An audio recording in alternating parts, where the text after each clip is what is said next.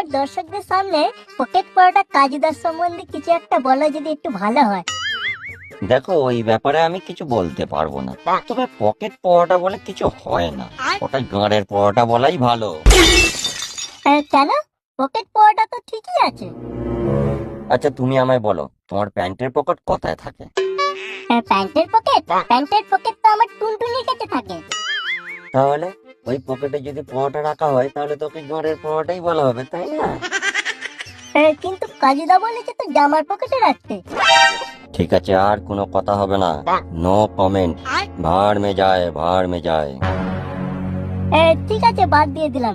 কিন্তু কাকু, তোমার এই যে পরোটা বানানো তুমি কার কাছে শিখেছিলে, যদি আমার দর্শকদের সামনে একটু বলো। আমার এই পরোটা বানানো আমার গুরুদেব মাস্টার বেসনের কাছ থেকে শিখেছি ভাইপো। মাস্টার বেসন মানে? হ্যাঁ, মাস্টার বেসন আমার গুরুদেবের শর্টকাট নাম। আমার পরোটা মাস্টার ভূষণ বাবু আমার গুরুদেব। ও আচ্ছা, তুমি মাস্টার ভূষণের কথা বলছো।